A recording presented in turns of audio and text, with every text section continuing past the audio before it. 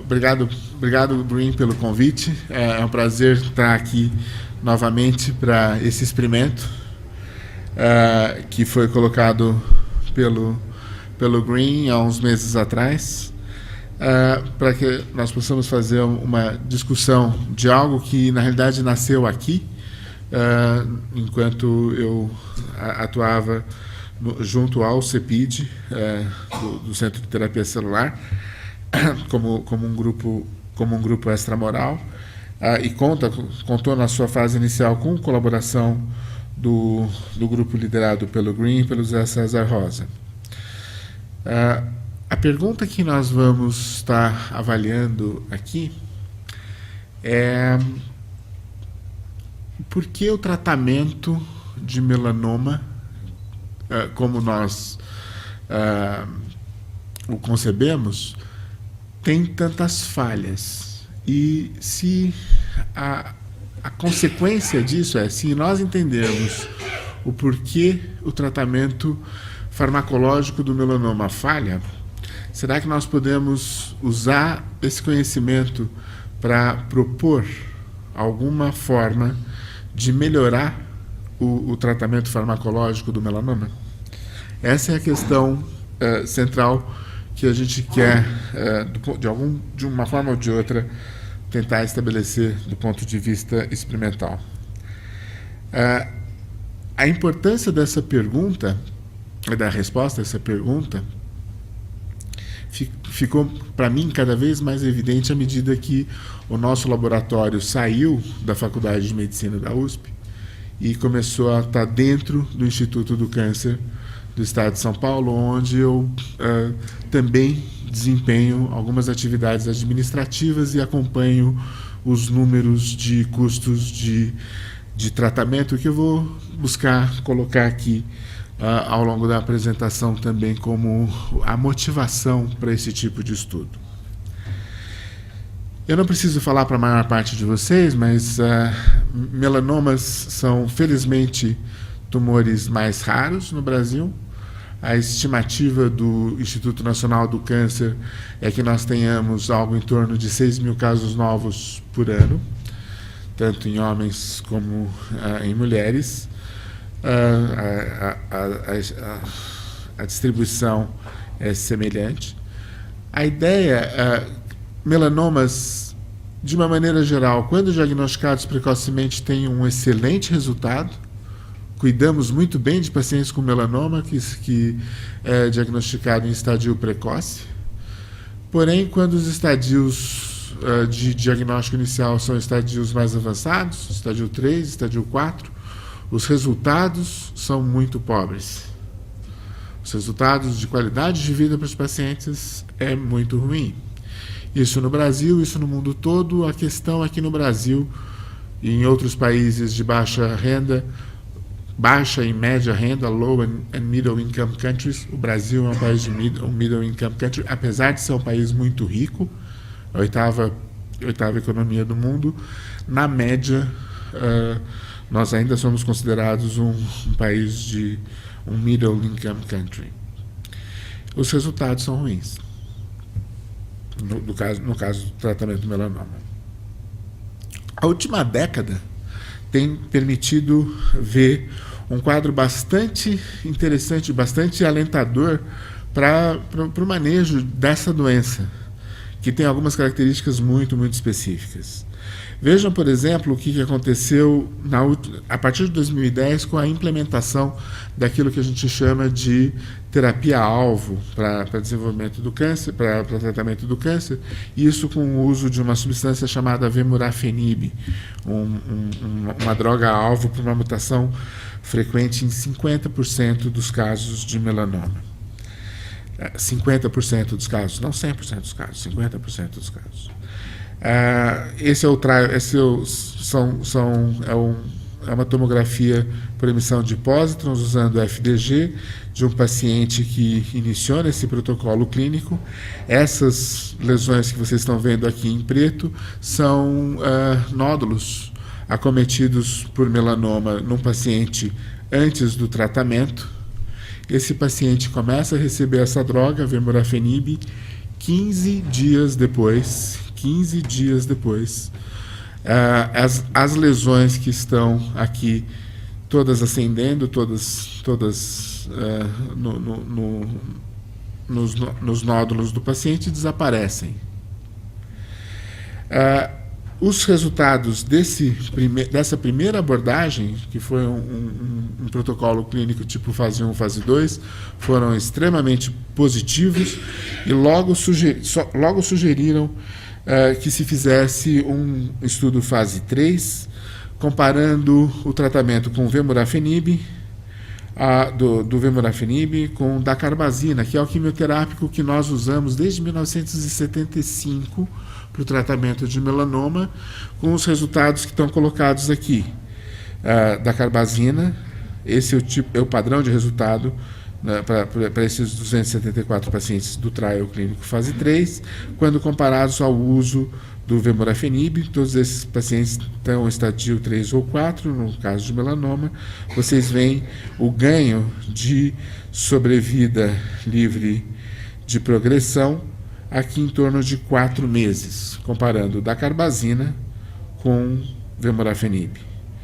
Hoje, no SUS, o que nós podemos fazer para os nossos pacientes que chegam em estadio 3 ou 4 com melanoma é dacarbazina. 2018. Em 2010, se mostrou que existia ganho tratamento com Vemurafenib em relação à dacarbazina, mas as nossas autoridades fizeram uma avaliação custo-benefício. Esses 4 meses de ganho, na realidade, acabam tendo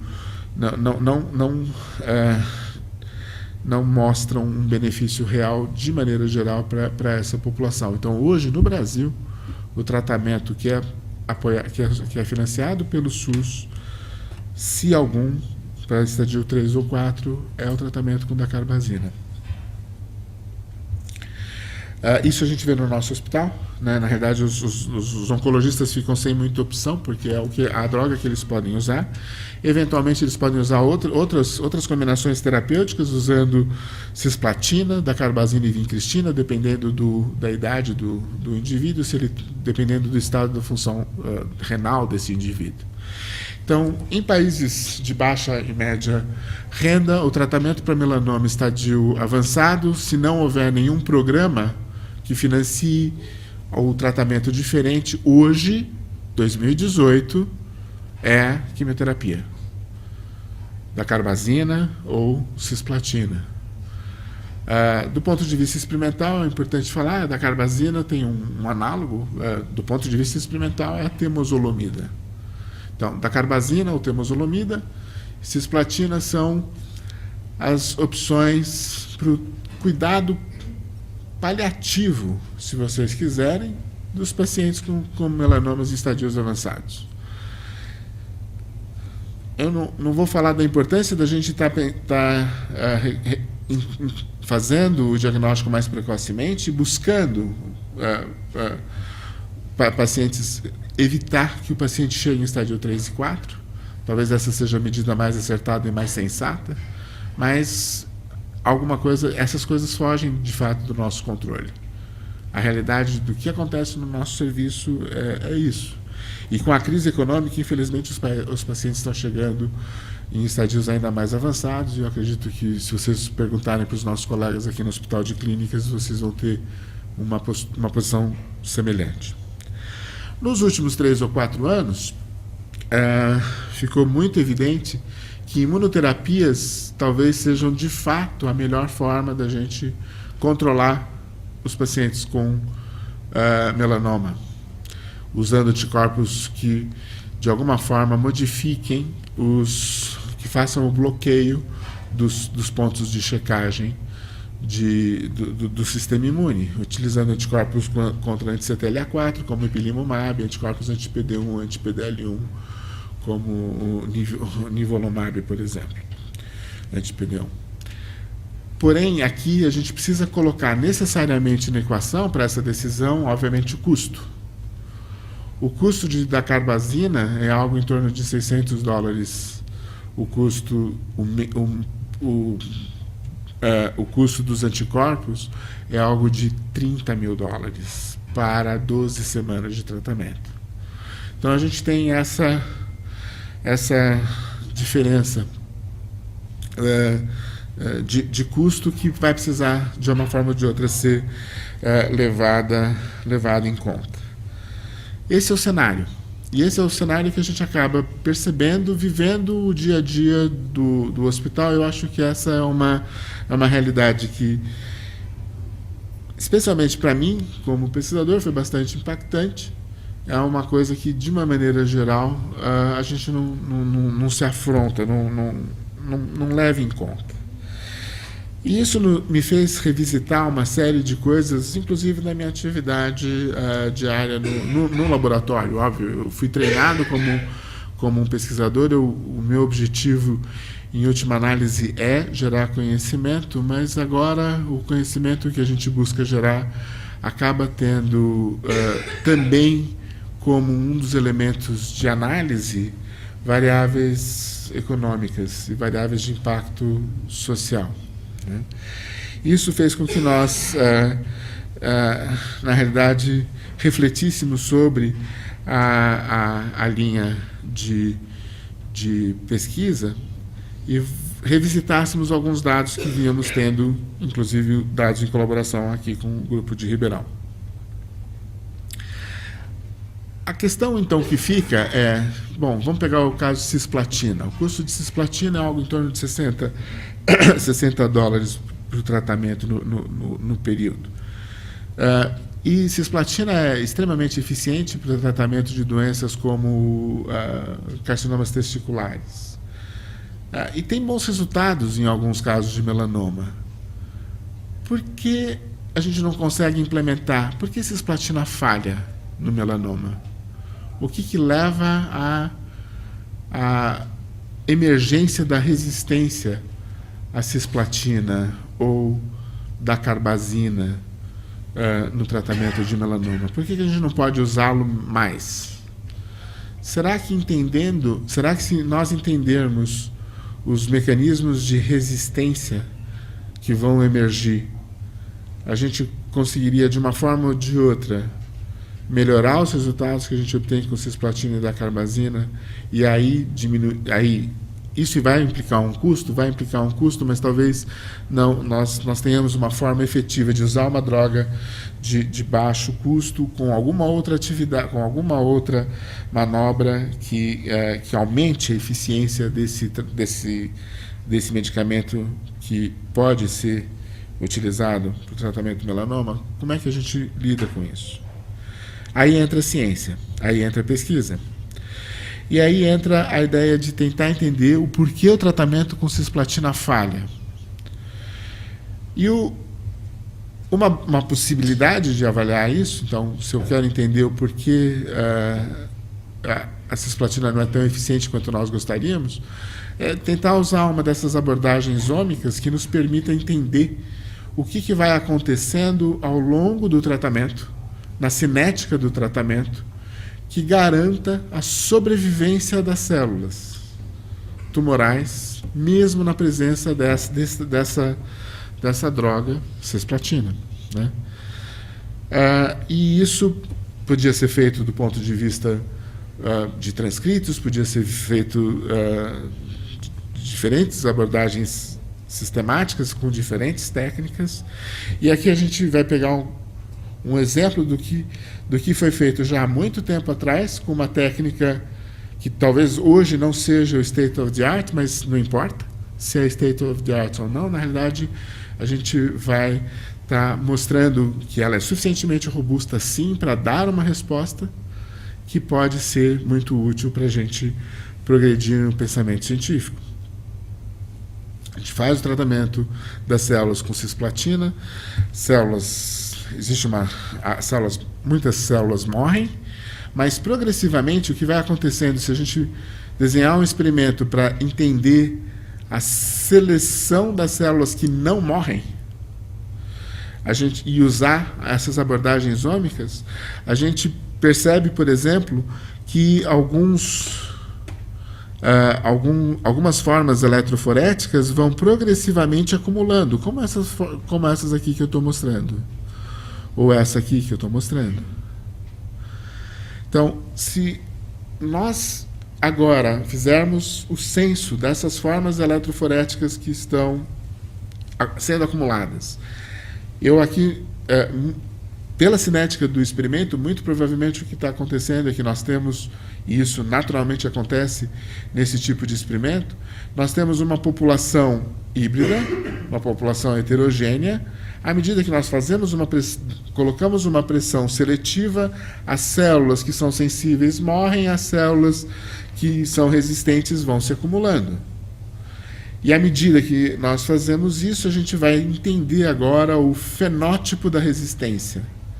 Eu não quero pretender aqui que essa seja uma maneira de nós induzirmos resistência, não nesse time frame, não nessa cinética, mas simplesmente nós vamos entender o que fez as células resistirem.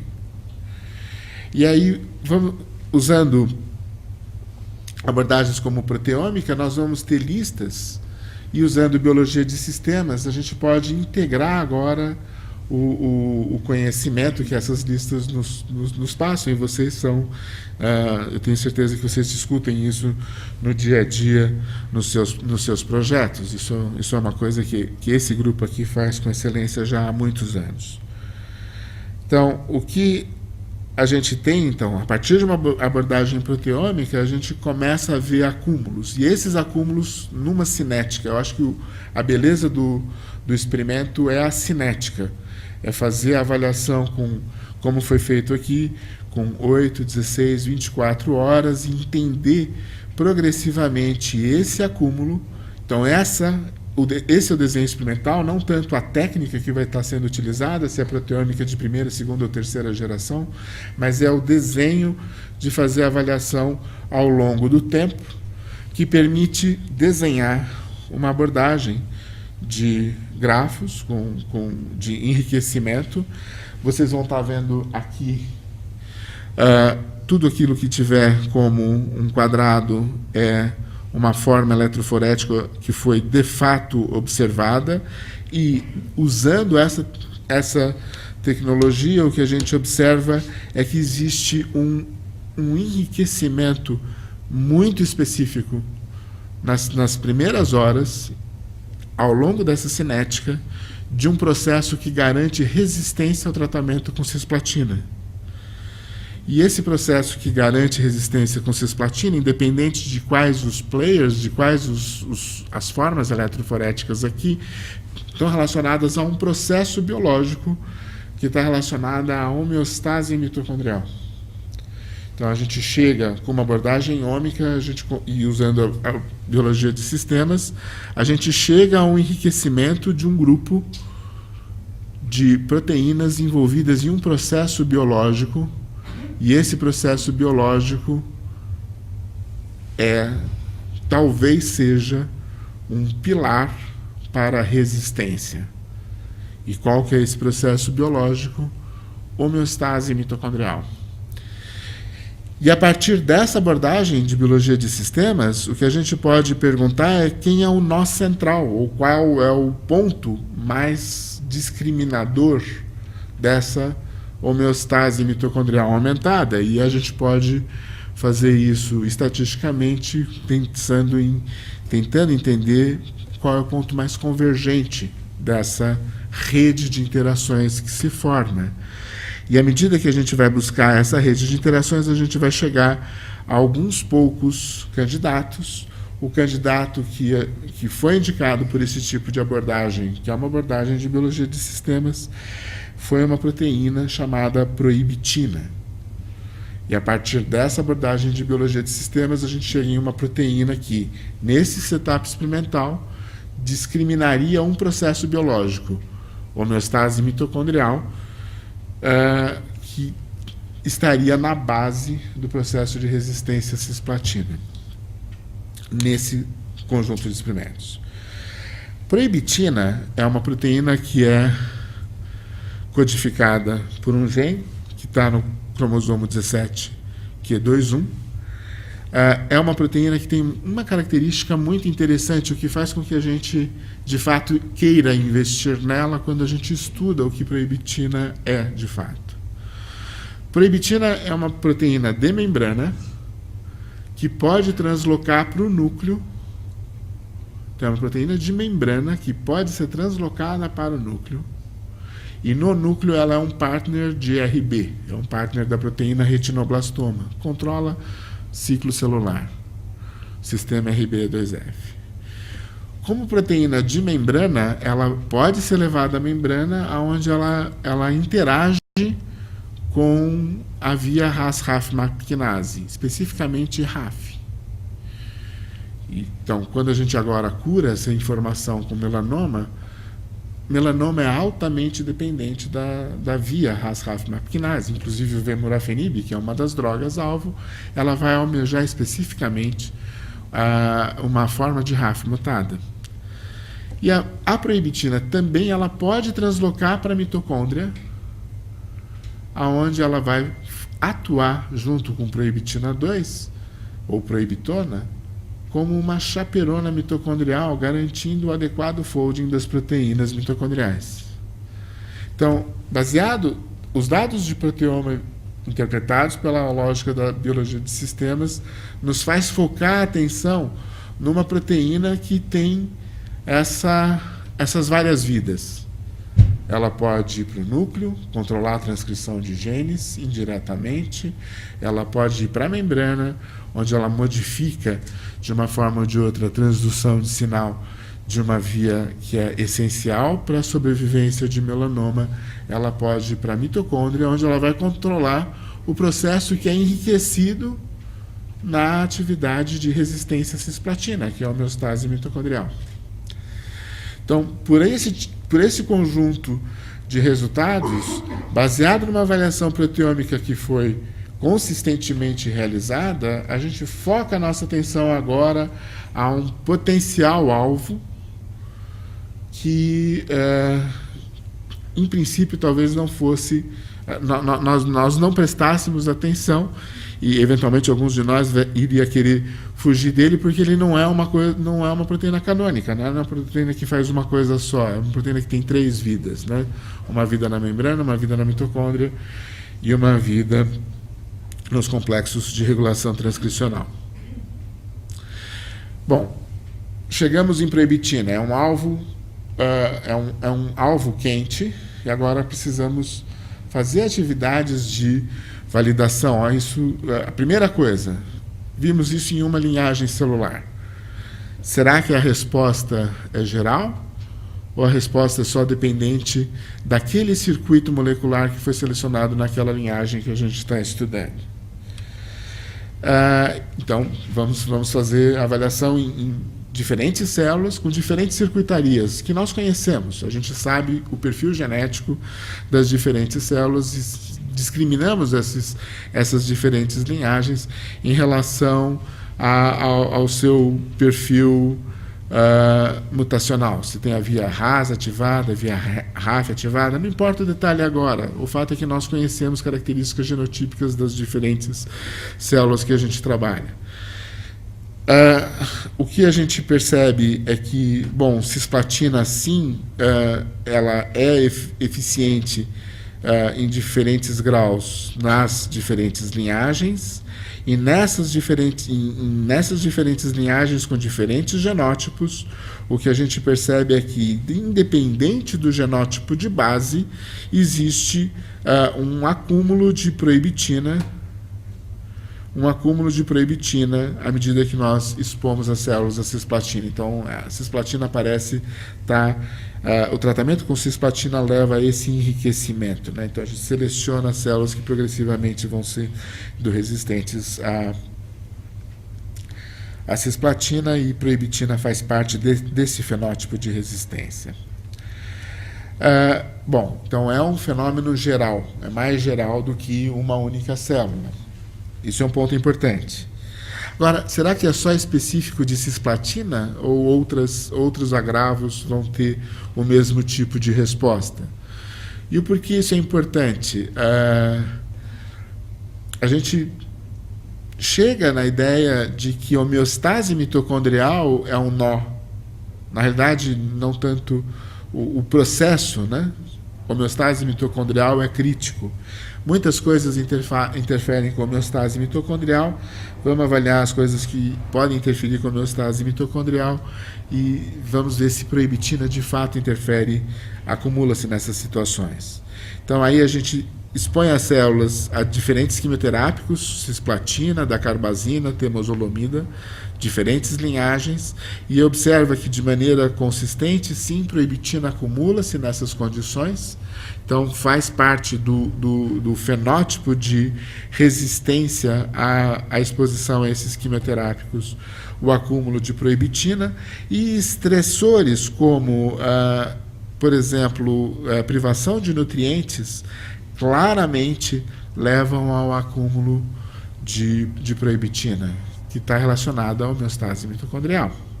Então, o acúmulo de proibitina parece ser um fenômeno geral, não é específico da linhagem que a gente estuda, não é específico da linhagem inicial de estudos, e ela também não é específica do tratamento com cisplatina, é uma resposta mais geral, mais geral do que simplesmente cisplatina. Diferentes estresses levam a esse acúmulo. Qual é a consequência da expressão de cisplatina para a sobrevivência das células na vigência desse estresse? Então, a forma de fazermos isso num primeiro momento é tentar fazer, obviamente, silenciamento da proteína, proibitina, e aí, então, nós, numa primeira abordagem, o que a gente fez foi utilizar siRNA para proibitina, e o que a gente observa é que, com o silenciamento, nós somos eficientes em evitar o acúmulo de proibitina, ou eventualmente em linhagens com diferentes circuitos gênicos ativados. E a consequência disso é que o silenciamento de proibitina leva ao aumento de morte. Então, de fato, o acúmulo de proibitina está relacionado à sobrevivência em diferentes modelos experimentais de melanoma humano. Será que existe algo endógeno que controle o acúmulo de proibitina? Da mesma forma que nós conseguimos controlar com o RNA de interferência? Então, isso vai nos remeter aos controles, controles que microRNAs possam estar exercendo sobre o acúmulo de proibitina.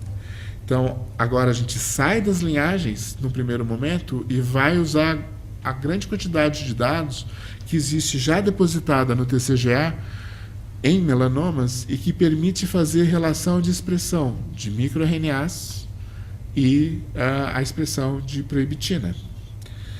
Fizemos isso, então, das linhagens agora de volta para uma grande quantidade de dados a partir do TCGA, perguntando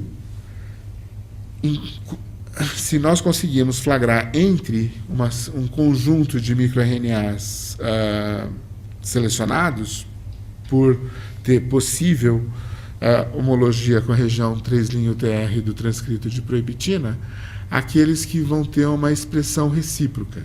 O que eu quero dizer com isso? Em que condições a gente vai ter alto nível de expressão de microRNA, baixa expressão de proibitina, uma vez que a gente sabe que o microRNA vai funcionar como uma força que vai bloquear a expressão, em última análise, do transcrito de proibitina. E chegamos especificamente com essa abordagem, que ela é a única coisa que foi supervisionada aqui foi na definição de uma família de um conjunto de microRNAs com possibilidade de interagir com a região 3' UTR de proibitina, a gente chega a essa noção, baseada em dados TCGA, que quanto mais altos os níveis de MIR 195, microRNA 195, de uma maneira geral, mais baixos os níveis de expressão de proibitina e vice-versa. Então, aqui a gente tem uma situação onde o microRNA 195 talvez fosse o equivalente do nosso siRNA, se vocês assim quiserem, em melanomas humanos. Vamos ver se isso se replica agora em linhagens com diferentes circuitos genéticos, e aí nós estudamos o nível de expressão de proibitina vis-à-vis a expressão do microRNA, e a gente consegue perceber quão geral é esse fenômeno de altos níveis de microRNA e baixos níveis do microRNA 195, pelo menos em linhagens em condição de steady state, no estado estacionário. Então, a gente tem aqui uma condição onde o microRNA 195 pode ser o equivalente a um antiproibitina natural. Quanto maior os níveis desse microRNA, menor os níveis de proibitina. Qual que é a biologia agora do melanoma na vigência de níveis diferentes deste microRNA? Então, como é que fazemos isso? Vamos pegar as células de melanoma, superexpressar o microRNA 195 e vamos ver qual que é a implicação da superexpressão do microRNA 195, por exemplo, na proliferação das células. E depois vamos avaliar os dados em relação à sensibilidade aos diferentes tratamentos. Pegamos a linhagem, uma linhagem de melanoma, o ACC62, por exemplo. Essa é a taxa de proliferação dessa célula. Superexpressamos o microRNA 195. A superexpressão do microRNA controla a proliferação celular, controla negativamente a proliferação celular. Se usarmos um microRNA controle, a gente não tem esse efeito de bloqueio da proliferação. Isso está relacionado de alguma forma com proibitina? Como a gente pode olhar para isso? Então, o microRNA interage com a região 3' UTR do transcrito. Se proibitina for um alvo do microRNA 195, se nós agora, nessas células que estão expressando o microRNA, expressarmos proibitina, a gente deve fazer uma recuperação desse controle negativo de proliferação. Mas eu não posso usar o gene da proibitina inteira, porque o gene da proibitina inteira vai ter a região 3' UTR, que vai ser alvo do microRNA. Então, aí o que eu vou fazer é expressar somente o Open Reading Frame de proibitina nessas células e tentar resgatar essa proliferação diminuída do melanoma somente com a ORF de proibitina. E foi isso que nós fomos buscar, foi esse o experimento que nós fomos fazer. Aqui a gente tem as células, o ACC, quando elas são... aqui a gente vai ter a expressão do microRNA 195. Essa célula agora recebe a ORF de proibitina, e quando essa célula recebe a ORF de proibitina, a gente tem a linha verde, a gente recupera a proliferação das células. Então, essa célula, que está representada aqui na linha verde, expressa tanto o microRNA 195 como a Open Reading Frame de proibitina. E a taxa de proliferação dela é equivalente à taxa da proliferação da célula controle, na realidade. Na realidade, é muito semelhante à taxa da situação controle, que expressa somente o microRNA controle. Tá bem? Muito bom. Então, parece sim possível que o microRNA 195 controle a tradução de proibitina em última análise. A gente precisa mostrar se, de fato, a proibitina é alvo, o transcrito de proibitina é alvo do microRNA, e para isso nós fizemos um conjunto de experimentos que mostra, de um lado, o resultado quanto a acúmulo ou não da proibitina, que vocês veem aqui à esquerda, né, à minha esquerda, à esquerda de vocês também, né? E aqui o que a gente observa é que a superexpressão do microRNA leva a uma diminuição, sim, da proibitina, quando, mesmo na vigência dos tratamentos com cisplatina e temozolomida, que são estímulos de acúmulo dessa molécula. De um lado funcional, a gente tem esse resultado. De outro lado, o que a gente foi fazer foi alterar a região 3' UTR, ter uma construção com o 3' UTR de proibitina, vinculada a um repórter emissor de luz, e o que a gente observa é que, quando nós usamos essa construção que tem a região 3' UTR, a gente consegue, com o target da região 3' UTR de proibitina, a presença concomitante do microRNA 95 leva à diminuição dessa expressão, e quando essa região é mutada, a gente perde esse efeito de diminuição da expressão na vigência do microRNA 95. Então, o microRNA 95 interage com a região 3' UTR de proibitina, e isso, de uma forma ou de outra, está regulando, em última análise, o acúmulo da molécula. Então, a gente parte de uma situação onde a gente consegue flagrar uma via proibitina dependente. Essa via proibitina dependente pode ser inibida por um microRNA endógeno, microRNA 195, que é subexpresso em melanomas. Então, esse é um possível alvo para intervenção no futuro. Qual é a implicação desses dados agora para sensibilidade ou resistência a tratamentos como cisplatina e temozolomida? Vamos nos concentrar mais nesses dados aqui. O que a gente tem aqui é que, na vigência do microRNA 195, que vai levar à diminuição da síntese de proibitina, as células tendem a ficar mais sensíveis à cisplatina e mais sensíveis à temozolomida, e mais recentemente a gente conseguiu concluir um conjunto de experimentos mostrando que, da mesma forma, a célula também fica mais sensível à vemurafenib, que é a terapia alvo dirigida para melanoma. Então, em conjunto, quais são os resultados que nós mostramos aqui?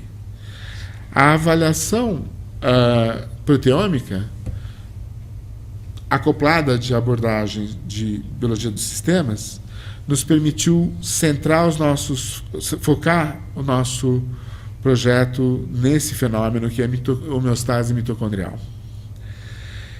Na homeostase mitocondrial, a gente mostra que o acúmulo de proibitina é um evento chave, e como chaperona associada a diferentes respostas de enovelamento de moléculas que vão para a mitocôndria, a gente acaba entendendo como uma molécula como proibitina pode ser importante para a homeostase mitocondrial.